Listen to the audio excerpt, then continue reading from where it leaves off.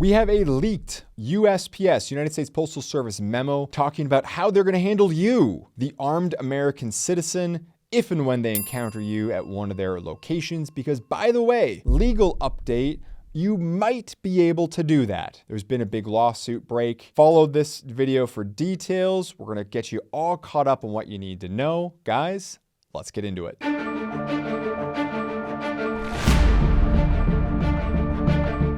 All right, so a secret United States Postal Service memo has dropped in response to the Firearms Policy Coalition lawsuit, which you can find linked down below, which obtained a crushing victory, a permanent injunction against the post office from banning and permitting the carry of firearms, but only from certain people on post office property, to include inside, outside, the parking lot, glove box carry, you name it. This is what the secret memo is. We're going to flash it up on your screen. I'm going to give you the key parts. I'm not going to read you the whole thing. This was distributed among USPS, United States Postal Service employees. I'm also going to talk about the lawsuit in a moment. The key points are this. If a USPS retail employee, that's the people you likely interact with on a day-to-day basis, if you're going in to buy stamps, mail things, that kind of stuff, pick things up, you name it. If a USPS retail employee interacts with someone who they believe to be armed, they can see is armed, you name it, they are to treat lawfully armed customers like any other customer. They are not supposed to be calling 911 simply because a customer is carrying a firearm. Now, if they're acting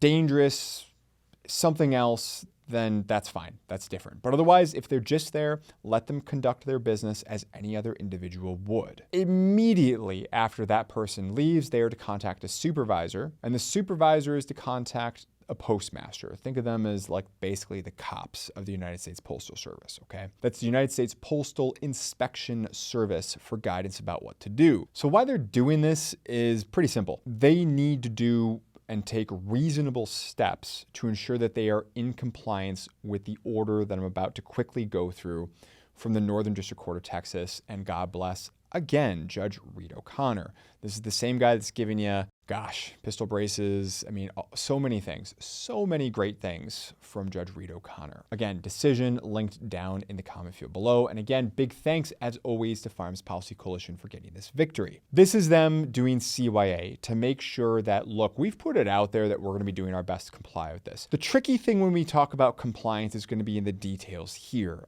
because this does not apply to everyone. I hope it applies to everyone watching this, but it does not apply to everyone in all places. So let's quickly talk about the decision in the lawsuit about how we got here. Very briefly, Firearms Policy Coalition, FPC, sued saying, you can't do this, USPS. By the way, this regulation was passed back in 1972, I want to say. This is not something that's really old school and comes from even the early 20th century, the 1900s, or the post-Reconstruction era. It doesn't come from there. And that's going to be partially important. I say partially important because at the end of the day, it's not nearly as good as what the anti-gunners want. Here's the logic loophole that the anti-gunners tried to default to when they don't have something better. And by try to default to, they try to use it. They do default to it. They try to say, look, current court, you can't hold it against us that there's no historical law similar to what is being challenged here. The United States Supreme Court in 2022 said any current firearm law or regulation that involves the Second Amendment and burdening the Second Amendment can only be justified on the government. The government has to meet that justification. It's their burden to show that this law, the law being challenged, is sufficiently similar to some old law from, if you're a pro-gunner, you want it to be pre-Civil War. If you're an anti-gunner, you want it to be as close to yesterday as possible, as close to today as possible. But the bottom line is it has to be coming from our nation's history and tradition of firearm regulation. No, that does not mean you can find one particular little town dot on the map and then claim, hey, this particular guy had it there, which means now we can pass it everywhere. Not what is going on here. It has to be representative of the nation's history and tradition. Okay. That's extremely important because, as I started to say, the anti-gunners like to claim, as they do perhaps with AR-15s and so-called dangerous assault weapons and so forth, really just modern sporting rifles. That's all they are. But what they try to say is, look, the Founding Fathers could not have envisioned, they didn't encounter a situation like this because This kind of technology, it didn't exist, so they couldn't envision that this could happen. And as a result, the concept of banning guns on the basis, or banning weapons on the basis of so-called deadliness or something like that, that wasn't something that was on the table for them. And as a result of that, because it wasn't something that they could consider, but were forced to consider it now because it's new, it's novel, we're allowed to regulate it new, fresh, starting from today or whenever the particular technology or whenever the particular issue was invented.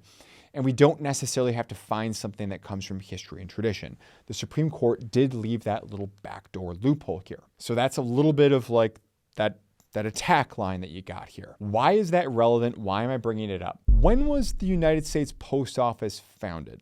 Anyone know? I'll give you a clue. Benjamin Franklin was the first Postmaster General. Probably wasn't too recent, right? It was founded by the Second Continental Congress. The Second Continental Congress. It's got some legs. Let's just put it that way. On July 26, 1775.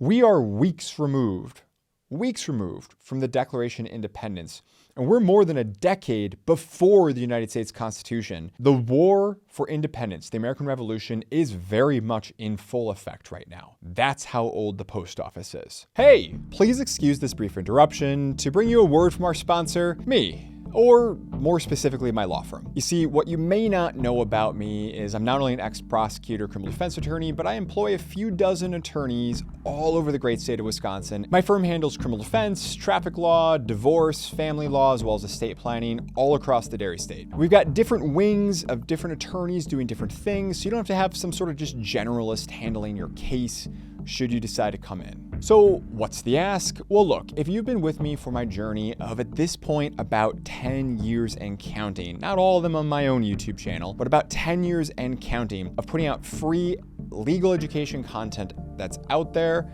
first off, thank you for joining me and thanks for watching this video. And if all you can do is just keep watching, hitting the like button, sharing it around, commenting, thank you. And I really do mean that. However, if you want to take it one step further, please consider following the directions below, both in the description box as well as in a pinned comment down in the comment discussion field about how you can leave a 5-star review. So again, if you can do that, I tremendously appreciate it. Not only myself, but everyone else want to thank you for doing that too, because it helps us bring our mission across Wisconsin. Don't forget to stick around to the end of the video for our ever popular quote of the day.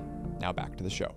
What's the relevance? Well, because as Judge Reed O'Connor pointed out, quote, "It is hard to envision that the founders would countenance banning firearms in the post office, particularly because they did not do so themselves," end quote. He's pointing out the fact that, yeah, guns existed back in 1775, guns existed back in 1800, 1815, 1850, 1900, whatever time frame you want to choose. And it wasn't banned until 1972. This problem existed back then. In fact, it was very common, much more common then than it is now, that bad guys, look at any Western movie, what are they doing? They're on their horses, knocking over wagons, knocking over trains, knocking over banker cars, post offices, you name it, right? Big common target in that era. But did the founding fathers ban firearms in those places? No. Did they ban deadly weapons in those places? No. Judge Reed O'Connor is establishing the fact that, yeah, look, they had the problem, they had the technology, and they did not create this legal legislative outcome that they did in 1972. As a result, no. The problem existed, they were aware of it, and they did not address it in the way that the last 50 years, last 100 years, last 150 years, the modern tradition has done. As a result, modern tradition, no good, done, permanent injunction, striking this down. Again, that's the super duper, that's a technical legal term, probably Latin, don't Google it. That's the super duper quick hits version on this. And again, hats off to FPC for getting it. Now we've got the leaked memo from USPS talking about how they're going to handle this internally. The reason why they don't really know, and they don't really know who this is going to apply to, is because it only right now applies to members of the plaintiffs in the lawsuit. So we're talking about if you are a member of the Firearms Policy Coalition, if you're a member of the Second Amendment Foundation, SAF, if you're a named plaintiff in this lawsuit, then congratulations, it applies to you. No, that is not legal advice, because I don't know when you're watching this video. Things change with place and time. Always, always, always check your local listings to see what might apply to you. And it's by no means uncommon that the government will try to push back or higher court will change something. So again, subscribe if you're not a subscriber. I'll keep you updated on this. If you want, let me know down in the comment field below and I can definitely follow this thread. But I thought it was very interesting that there's an emergency USPS memo that's out there in order to try to get this established as how they're going to be doing things, what's going to be the protocol. And now you have it. Now you have the protocol. You've got the power. You know how they're going to be handling things. It also does not apply to USPS employees, to my knowledge.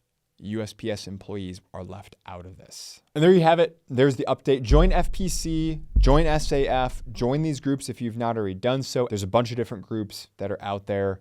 They're all fantastic. They do slightly different things, so you can kind of pick and choose, but FPC definitely gets the winner's circle here. Be sure to hit that like button, share the video around as always. I look forward to reading your comments. We're going to close out with our ever popular quote of the day. This one comes from the big man, the G Unit, George Washington, who said, quote, "A free people ought not only to be armed, but disciplined, to which end a uniform and well-digested plan is requisite." That's George Washington's first annual address, 1790. That is pre-Second Amendment. Second Amendment didn't exist yet. And he's saying right then and there that a free people, they need to be armed, but they need more than arms. They need training. They need all that kind of stuff too. I think we need government-sponsored shooting schools and free ammo now, right? Let's put our tax dollars to some use. I don't know. My thought. Let me know if you think about that. If you think there's something to that in the comments section. I'll see you in the next one. Take care. Thanks for sticking around to the end of the video. If you enjoyed this one, please feel free to check out some of our other great content, and we'll see you in the next one.